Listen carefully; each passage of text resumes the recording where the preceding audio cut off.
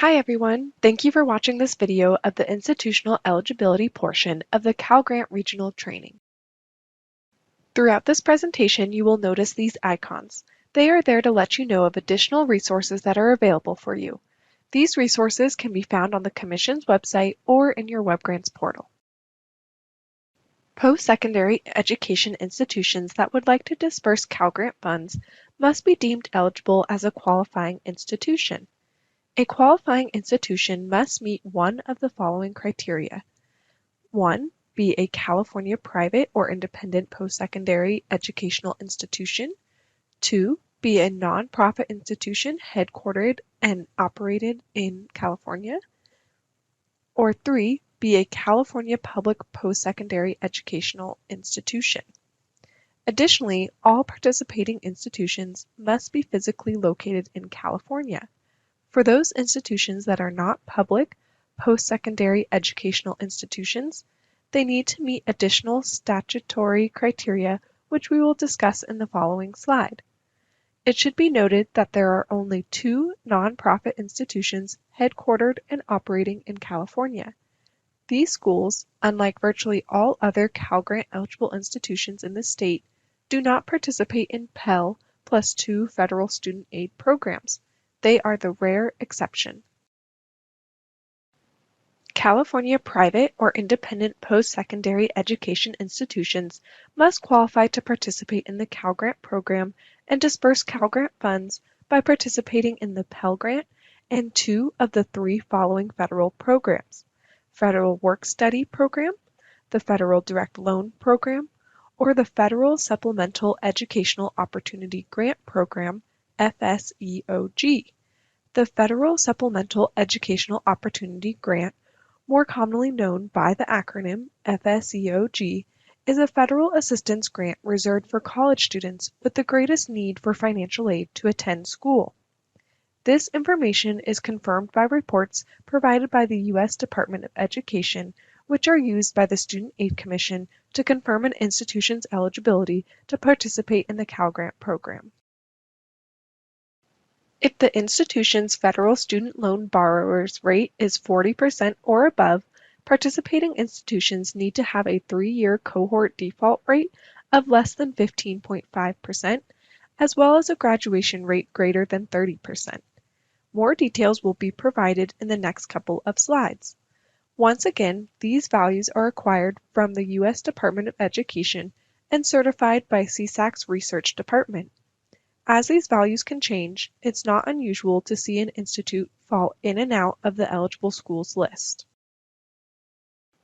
A cohort default rate is the percentage of a school's borrowers who enter repayment on certain federal loans, such as federal direct loans, during a particular federal fiscal year, October 1st to September 30th, and default or meet other specified conditions prior to the end of the second following fiscal year. To calculate to see if the 3-year cohort default rate is less than 15.5%, let's look at the example on this slide. For eligibility for the 2020-2021 year, one would look back at the rate starting in 2016. Here we see that there are 605 students that are in default. That number is divided by the number of total borrowers who entered repayment in the cohort fiscal years, which in this case is 5,000. 605 divided by 5,000 results in a 12.1% cohort default rate, which meets the 15.5% or less requirement. The second requirement for institutional eligibility is that the graduation rate has to be greater than 30%. The grad rate is the percentage of full-time, first-time degree-seeking students who graduate in 150% or less of the expected time to complete degree requirements. For students in a 2-year program, that would be to graduate in 3 years. For students in a 4-year program, that would be to graduate in 6 years. Schools participating in the Cal Grant program must have a signed Institutional Participation Agreement, or IPA, which is the binding contract between the school and the Commission. Institutions use the Cal Grant IPA to apply for Cal Grant initial participation, renewal, or to update a current approval. Updates include changes such as a change of ownership or structure, name or address change, a new location or a new program, or change of officials. The new renewal period was initially set for the 2021-2025 academic years. However, the Commission recently approved a 2-year extension of the current IPA, which extends it to 2023. The Commission sent out a communication in April about the extension, along with a document that schools will need to sign and return before June 30th of 2021.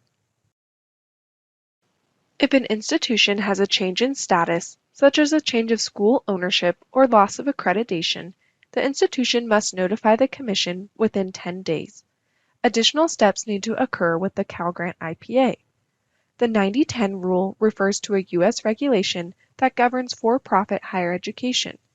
It caps the percentage of revenue that a proprietary school can receive from federal financial aid sources at 90%. The other 10% of revenue must come from alternative sources. To administer the Cal Grant program, schools must have policies and procedures in place. While policies and procedures should be created by using state and federal guidelines, they will vary from institution to institution. In developing policies and procedures for such things as payment and disbursements or education levels, the school should reference the Federal Student Aid Handbook, the Cal Grant Handbook, Cal Grant IPA, grant operation memos, and grant special alerts. It is important that schools have redundancy in their staff to ensure they have sufficient personnel who understand and can administer Cal Grant programs. As specified in the Cal Grant Institutional Participation Agreement under California Education Code, institutions must provide an access point for students to view the institution's license examination passage rates, including the California Teaching Credential programs. Passage rates must be for the most recent available year, and we are working on a communication that will be released shortly. Schools must report data for all students each year per Senate Bill 70. Currently, this information for UCs, CSUs, and community colleges is provided via their respective chancellor's office. All other institutions will report this information directly to the Commission. The Commission's data is only as good as what schools provide. The goal behind collecting this data is to allow students to make informed decisions about schools they are considering, including identifying how many students at any given institution are dropping out and what percentage is graduating. The data is reported in the fall for the prior academic year. The enrollment, persistence, and graduation data are submitted via the SB 70 upload screen. Job placement is a PDF document that is emailed to csacipa@csac.ca.gov. The Financial Aid Department may not necessarily be involved in the data reporting if the school has a research department team that assists with gathering the data. If schools have questions regarding the data, they should refer to the communications from the Commission. Education Code 67386 requires a post-secondary educational institution to post its written policy on sexual harassment on its internet website. The bill requires the policy to include information on the grievance or complaint process and the timeline for the complaint process. The bill also requires the policy to include information on where to obtain the specific rules and procedures for pursuing available remedies and resources both on and off campus. The majority of institutions have a bank account where funds are initially deposited. Funds can be swept into an investment pool with a different bank. However, the investment pool must be interest-bearing. Any interest accrued on undisbursed Cal Grant funds must be returned to the Commission. Interest remittance is due March 1st for the prior calendar year. For example, for the year starting January 1st of 2019 through December 31st of 2019, the interest remittance is due March 1st, 2020. We encourage everyone to engage with us on social media since we have a dedicated team working on keeping posts updated and relevant to the time of the year.